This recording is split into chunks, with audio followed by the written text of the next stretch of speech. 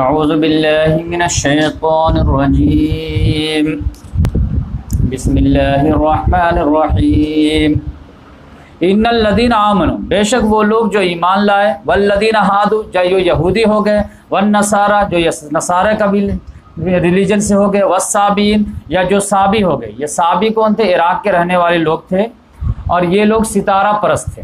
ان لوگوں کا بھی دعویٰ تھا کہ ہم لوگ جو ہے ابراہیم کو پوچھتے ہیں، ابراہیم علیہ السلام، تو یہ بھی بگڑی ہوئی شکل تھی۔ تو اللہ تعالیٰ نے کہا کوئی بھی ہو، مسلمان ہو، یہودی ہو، نصرانی ہو، صابی ہو، کوئی بھی ہو، من آمن باللہ والیوم الآخر، جو بھی اللہ پر ایمان لائے گا اور آخرت پر ایمان لائے گا۔ اب اللہ پر ایمان سے اسی میں انکلوڈ ہے کہ رسول پر بھی ایمان، کیونکہ اللہ پر ایمان کس نے بتایا آپ کو؟ اور رسول نے بتایا، تو وہ انکلوڈ ہوگا۔ ہر جگہ ہر بات کھولی نہیں جاتی، جہاں پہ جس کا اہم اہمیت رہتی ہے وہاں پہ بتا دی جاتی ہے، بقیہ چیزیں اس میں انکلوڈ رہتی ہیں۔ تو من آمن باللہ والیوم الآخر، جو کوئی بھی اللہ پر ایمان لائے، والیوم الآخر اور آخرت کے دن پر ایمان لائے، وعمل صالحا اور اچھے اعمال کرے، تو فلہم اجرہم عند ربہم، تو ان کے لیے ان کا اجر ہوگا ان کے رب کے پاس۔ ولا خوف علیہم، اور ان کے لیے کوئی ڈرنے کی بات نہیں ہے، ولا ہم یحزنون، اور نہ وہ غمگین ہوں گے۔ یعنی کسی بھی خاندان کا ہے، اگر یہ دو کنڈیشن فلفل ہے تو وہ اللہ کے نزدیک جو ہے مکرم ہے اور اجر کا مستحق ہے، اور آخرت میں وہ سیف ہے۔ اب پھر جو ہے بنی اسرائیل سے گفتگو شروع ہوئی۔ آج پورا جو ہے سمجھے کہ بنی اسرائیل رہیں گے، کیونکہ اسی سورے میں دوسرے پارے میں جا کر کے بنی اسرائیل کو پریکٹیکل معزول کر دیا جائے گا انسانیت کی قیادت سے، اور پھر ان کی جگہ پر امت مسلمہ کو لایا جائے گا۔ تو اب یقینی بات ہے کہ اتنی بڑی امت جو 2000 سال تک ہدایت کے معاملے میں لیڈ کی ہے پوری انسانیت کا، اس کو آپ معزول کر رہے ہیں، اور پھر اس کی جگہ پہ ایک دوسری نئی امت کو جو ہے فائز کر رہے ہیں، تو یقینی بات ہے وہ اس کو تسلی بخش جو ہے حجت تو قائم کرنی پڑے گی کہ تمہارے جرم کیا تھا، تمہارے کارنامے کیا، تمہیں کیوں ہم معزول کیے، تمہیں کیوں ہم ریجیکٹ کیے، تمہیں کیوں ہٹائے۔ تو اللہ تعالیٰ 10 رکوع میں ان کو جو ہے سیٹسفائیڈ کر رہے ہیں کہ تم کو جو میں ہٹایا ہوں اس کی وجہ یہ ہے کہ یہ تمہارے جرم تھے، یہ تمہارے کرائم تھے، تم اچھے تھے تو ہم تمہارے ساتھ اچھے تھے، تم برے ہوئے تب ہم تمہارے ساتھ ابھی برا کر رہے ہیں۔ تو پھر وہاں سے معاملہ شروع ہوا۔ وَإِذْ أَخَذْنَا مِيثَاقَكُمْ، یاد کرو وہ وقت جب ہم نے تم سے عہد لیا تھا، میثاق لیا تھا، وَرَفَعْنَا فَوْقَكُمُ الطُّورَ، اور ہم نے تمہارے اوپر تو طور پہاڑ کو اٹھا دیا تھا۔ اور یہ جب تورات دی جا رہی تھی ان سے کو، تو طور پہاڑی پہ ملا تھا، تو تختی جو ہے جس میں تورات لکھی ہوئی تھی، وہ دینے سے پہلے اللہ تعالیٰ نے طور پہاڑ کو اٹھا کر کے کہا میں پٹک دوں گا بھی، ورنہ بولو کہ اس جو تورات میں دے رہا ہوں اس کے تقاضے کو پورا کرو۔ تو انہوں نے کہا کہ ہاں ہم پورا کریں گے، ہم وعدہ کرتے ہیں۔ تب اللہ تعالیٰ نے طور پہاڑ کو پھر وہیں پر رکھ دیا۔ تو اللہ جیسے بچے کو ڈنڈا اٹھا کہتے ہیں ٹھیک ہے کل سے آئے گا کہ نہیں آئے گا پڑھنے، تو بچہ کہتا ہاں آئیں گے، تب کہا ٹھیک۔ اب بڑے لوگوں کو ایسا نہیں کہنا پڑتا ہے۔ تو اللہ تعالیٰ نے کہا کہ دیکھو میں نے تم سے وعدہ لیا تھا، اور وعدہ میں پریکٹیکل طور پہاڑ کو تمہارے سر پہ کھڑا کر دیا تھا۔ اب پھر ہم نے کہا تھا خذوا ما آتیناکم بقوہ، پکڑو اس کو جو میں تم کو دے رہا ہوں بالکل قوت کے ساتھ، مضبوطی کے ساتھ، یعنی جو اس میں لکھی ہوئی شریعت ہے اس پہ عمل کرنا بہت مضبوطی کے ساتھ۔ واذکروا ما فیہ، اور جو کچھ اس میں اس کو ہمیشہ یاد رکھنا، لعلکم تتقون، تاکہ تم بچ سکو اللہ کی پکڑ سے۔ لیکن ہوا کیا؟ وعدہ تو کیے بڑے، ثم تولیتم من بعد ذلک، پھر اس کے بعد تم لوگ الٹے پھر گئے، وہ قول و قرار سب جو دھرا کا دھرا رہ گیا۔ فلولا فضل اللہ علیکم ورحمتہ، اور اگر اللہ کا فضل نہ ہوتا تم پر اور اس کی رحمت شامل حال نہ ہوتی تو لکنتم من الخاسرین، تو تم لوگ اسی وقت خسارہ پانے والے ہو جاتے۔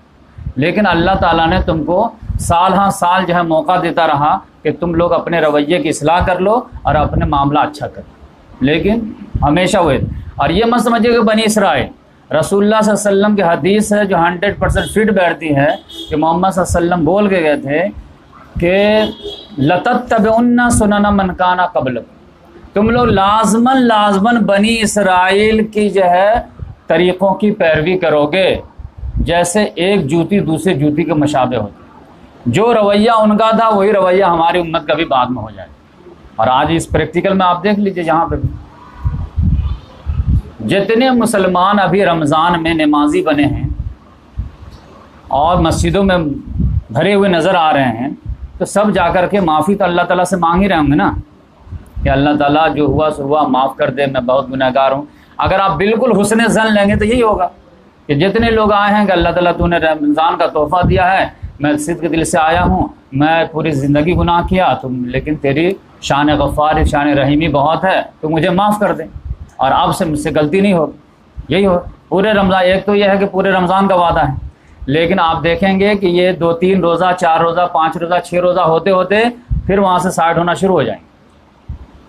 پہلا روزہ کو جو وعدہ تھا وہ وعدہ نہیں رہے گا، اب پھر رمضان کے آخر میں پھر بھرنا شروع کر دیں گے، تو 50% تو رمضان ہی میں نکل لیں گے، شروع کے دن میں آخری دن میں اپنے حساب سے وہ طے کرتے ہیں کب آنا کب نہیں آنا، اور جو 50% پورا رمضان رہیں گے وہ بھی شوال کے بعد غائب ہو جائیں گے، جو رو رو کر کے جو ہے شب قدر میں معافی مانگے ہوں گے کہ اللہ تعالیٰ اب ہم سے غلطی نہیں ہوگی، اب ہماری نماز قضا نہیں ہوگی، وہ بھی گول ہو جائیں گے، اب پھر رمضان ہی میں آئیں گے۔ یہ کیا معاملہ ہے؟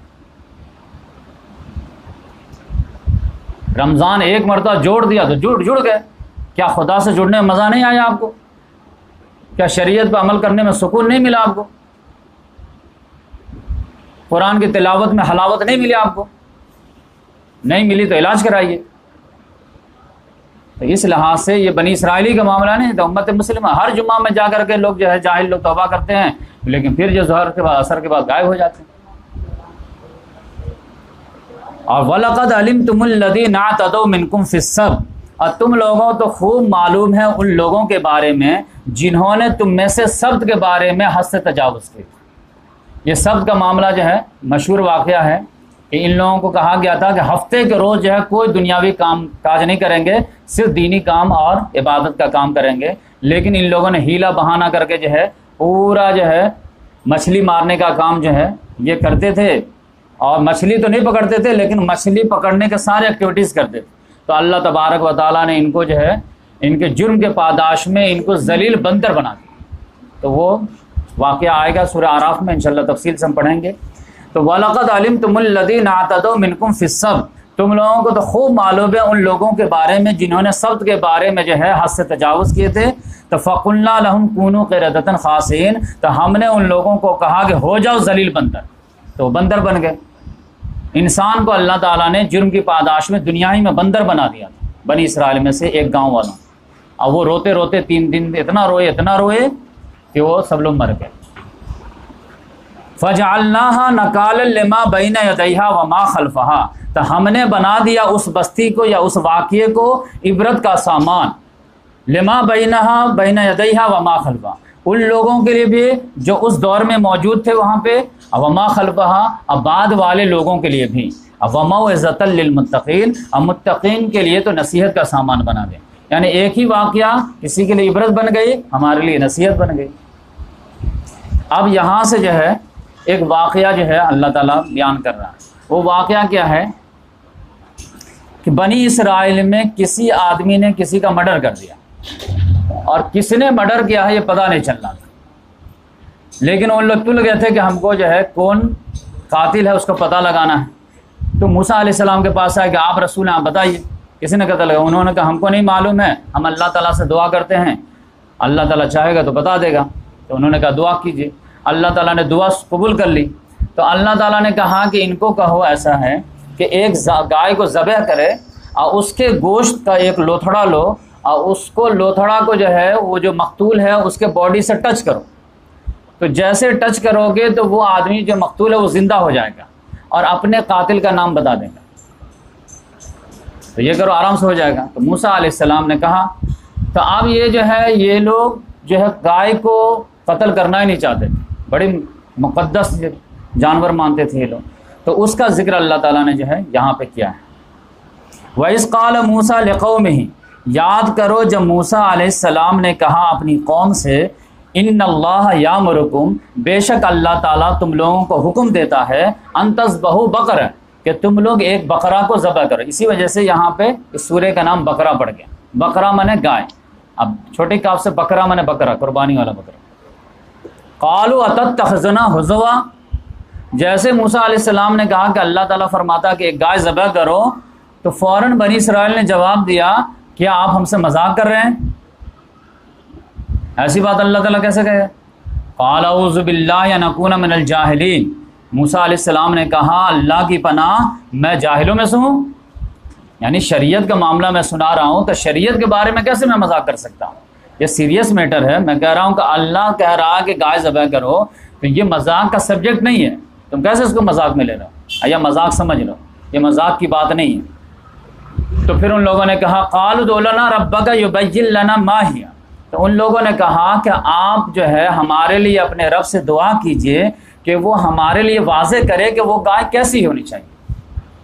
اب ان کو آپشن دیا گیا تھا کہ کوئی بھی گائے ہو پوری دنیا میں، کروڑوں گائے اس میں سے ایک کو ذبح کرو، اس کے گوشت کو مقتول کو چھو، وہ زندہ ہو جائے گا، اپنا قاتل کا پتہ بتا دے گا، تمہارا کام ہو جائے گا، اس قاتل کو سزا دے دینا، تو کوئی بھی گائے ہو۔ لیکن ان لوگوں نے کہا نہیں، آپ سب اللہ تعالیٰ سے دعا کیجئے، پوچھئے کہ وہ گائے کیسی ہونی چاہیے۔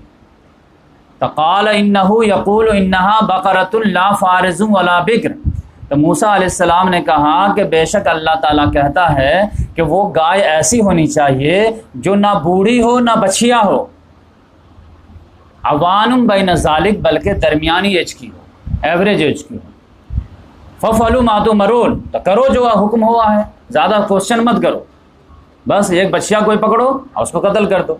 تو اب ایک سوال سے جو ہے دو آپشن ختم ہو گئے، اس کی بوڑھی گائے ذبح نہیں کر سکتے، بچیا ذبح نہیں کر سکتے، اب اونلی جو ہے مڈل ایوریج ایج کی جو گائے ہے اسی کو آپ ذبح کر سکتے، تو کوشچن کی وجہ سے اپنا آپشن ختم کیے انہوں نے۔ قالوا ادع لنا ربک یبین لنا ما لونھا، ان لوگوں نے کہا کہ ایک مرتبہ اور دعا کیجیے اپنے رب سے کہ وہ ہمارے لیے واضح کرے کہ اس کا کلر کیسا ہو۔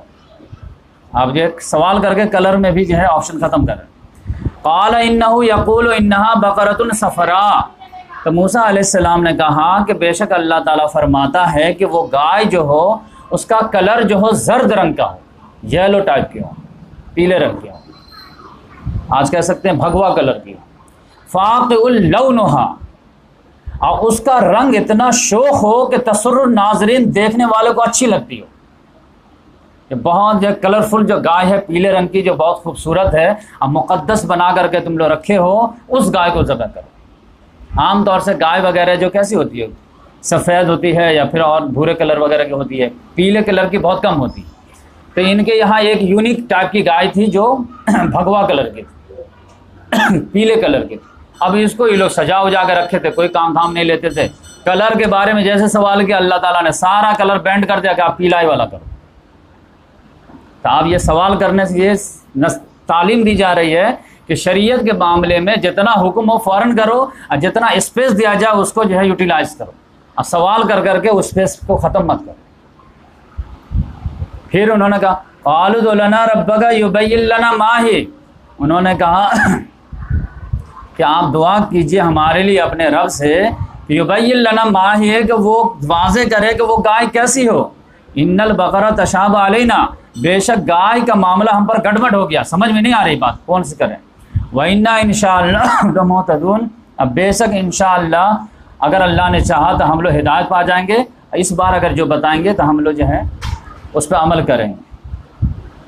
تو اس بار دیکھیں اللہ تعالیٰ نے جو جواب دیا، قال انہ یقول، تو موسیٰ علیہ السلام نے کہا، قال میں نے کہنا، اللہ نے کہا، انہ یقول، بے شک اللہ تعالیٰ فرماتا ہے کہ انہا بقرۃ لا ذلول، بے شک وہ گائے ایسی ہو جس سے کوئی کام نہیں لیا جاتا ہے، تثیر الارض ولا تسقی الحرث، جس سے نہ زمین جوتی جاتی ہے نہ پانی اس سے کھینچتی ہے وہ، یعنی بالکل مقدس گائے جس کو تم بیٹھا کے رکھے ہو اور صرف جو ہے چارہ کھلاتے رہتے ہو، وہ گائے جو ہے ذبح کرو۔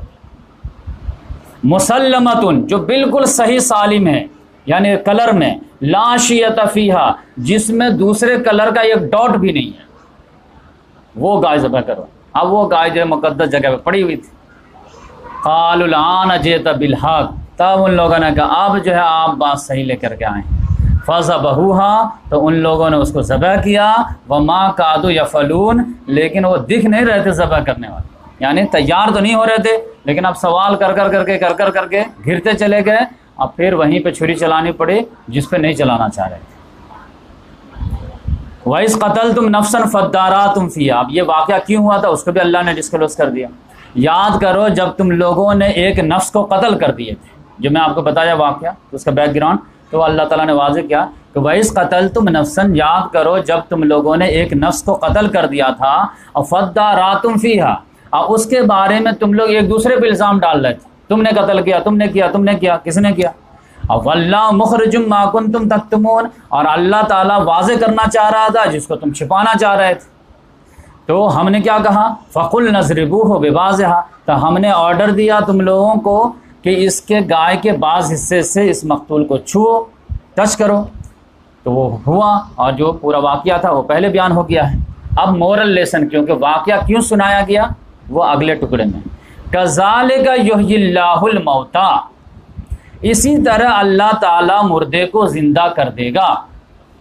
یہ ہے اصل مورل لیسن.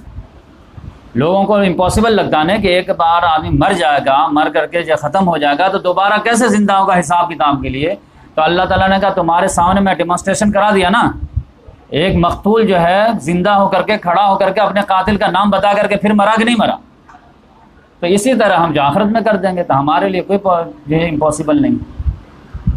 تو کذالک یحیی اللہ الموتیٰ، تو اسی طرح اللہ تبارک و تعالیٰ مردہ کو زندہ کر دے گا. وَيُرِيكُمْ آيَاتِهِ لَعَلَّكُمْ تَعْقِلُونَ، اور تاکہ تم کو دکھائے اپنی نشانیاں، تاکہ تم عقل سے کام لو. لیکن یہ شریعت میں جو ہیلہ بازی ہوتی ہے بچنے کے لیے، تو اس کا نقصان کیا ہوتا ہے آپ سمجھ لیجیے. جیسے زکوٰۃ فرض ہے، تو اب زکوٰۃ میں کتنے سارے کوشچن ہوتے رہتے ہیں. بس زکوٰۃ فرض ہے، زکوٰۃ ادا کرنے کی کوشش کرو. روزہ فرض ہے، روزہ رکھنے کی کوشش کرو. اب اگر ڈائبٹیز ہے تو رکھ سکتے کیا، یہ ہے تو رکھ سکتے کیا، کینسر ہے تو رکھ سکتے کیا، سفر میں جب بمبئی جا رہے ہیں تو رکھ سکتے. ارے رکھ سکتے ہو تو رکھو، نہیں رکھ سکتے مت رکھو. شریعت نے ایک اصول دے دیا، اسپیس دے دیا.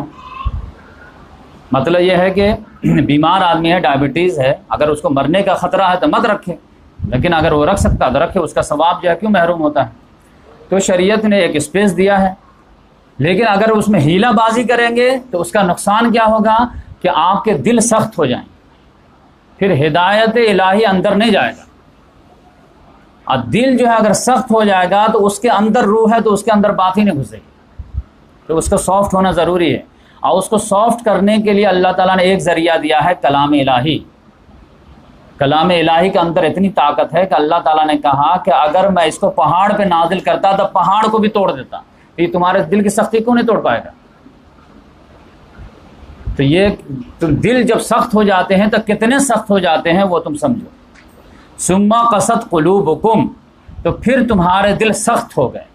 من بعد ذالک، اس کے بعد یعنی یہ ہیلہ بازی کے بعد جو ہے تمہارے دل کیا ہو گئے، سخت ہو گئے. دیکھیں گے نا کتنے لوگ سخت ایسے رہتے ہیں کہ ابھی ہٹے کٹھے نظر آئیں گے اور آپ کو دن میں کھاتے نظر آئیں گے. مسجد کے گھر میں جو ہے بغل میں گھر ہوگا، نماز نہیں پڑھیں. تو سخت ہی ہے نا، ورنہ کون آدمی ہے جو حی علی الصلاۃ حی علی الفلاح اور سارے لوگ نماز کے لیے جا رہا وہ آرام سے بیٹھا گبسٹنگ کر رہا. تو دل کی سختی رہتی ہے. آپ ان کو بتائیں گے بھی سمجھائیں گے بھی تو سمجھنے والے نہیں رہیں گے. تو یہ دل کی سختی رہتی ہے. تو ثم قست قلوبکم من بعد ذالک، تو پھر تمہارے دل سخت ہو گئے اس کے بعد. فہی کالحجارہ، گویا کہ اب یہ تو پتھر کے مانند ہو گئے.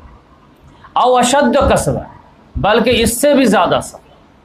یعنی انسان کا دل جب سخت ہوتا ہے تو پتھر سے بھی زیادہ سخت ہو جاتا ہے، یہ قرآن کہتا ہے. اور اس کا آخری ہتھوڑا صرف اور صرف کلام الہی ہو سکتا ہے، بقیہ کچھ نہیں ہو سکتا. آج جو دعوت و تبلیغ کا کام بالکل جو ہے فوٹائل جا رہا ہے اور سخت دل پہ اثر نہیں کر رہا، اس کی وجہ یہ ہے کہ کلام الہی کے ہتھوڑے سے مارا ہی نہیں جا رہا. ان کو مولانا لوگوں کے ذکر سے مارا جا رہا ہے، مولانا لوگوں کے واقعات سنائے جاتے، کارگزاری سنائے جاتے. اس سے کیا ہونے والا ہے؟ انسان کا دل جب پتھر سے زیادہ سخت ہو گیا ہے تو اس کو تو اب کلام الہی کا ہتھوڑا لگے گا تبھی جا کر کے وہ پاش پاش ہوگا. لو انزلنا هذا القرآن على جبل لرأيته خاشعا متصدعا من خشیۃ اللہ، اگر ہم اس کلام کو اگر کسی پہاڑ پہ بھی نازل کر دیتے تو وہ دب جاتا، پھٹ جاتا، ریزہ ریزہ ہو جاتا. تو اللہ تعالیٰ نے کہا کہ ثم قست قلوبکم من بعد ذلک فہی کالحجارہ واشد قسوہ، پھر تمہارے دل سخت ہو گئے اس کے بعد گویا کہ وہ پتھر ہیں بلکہ اس سے بھی زیادہ. کیوں؟ دلیل لو. وَإِنَّ مِنَ الْحِجَارَةِ لَمَا يَتَفَجَّرُ مِنْهُ الْأَنْهَارُ، بے شک پتھروں میں سے تو کچھ پتھر ایسے ہوتے ہیں جس سے بڑے بڑے نہریں نکل پڑتے ہیں، پہاڑوں میں سے نہریں نکلتے نا۔ پھر وَإِنَّ مِنْهَا لَمَا يَشَّقَّقُ فَيَخْرُجُ مِنْهُ الْمَاءُ، اور پتھروں میں سے بے شک کچھ پتھر ایسے بھی ہوتے ہیں جس سے جو چشمے پھوٹ جاتے ہیں۔ وَإِنَّ مِنْهَا لَمَا يَهْبِطُ مِنْ خَشْيَةِ اللَّهِ، اب بے شک پتھروں میں سے کچھ پتھر ایسے، چٹان ایسے ہوتے ہیں جو اللہ کے خشیت سے گر پڑتے ہیں، لیکن انسان کا دل جب سخت ہوتا ہے تو پھر وہ نہیں پگھلتا ہے، نہیں پھسلتا۔ وَمَا اللَّهُ بِغَافِلٍ عَمَّا تَعْمَلُونَ، اور اللہ غافل نہیں ہے جو کچھ بھی تم لوگ کر رہے ہیں۔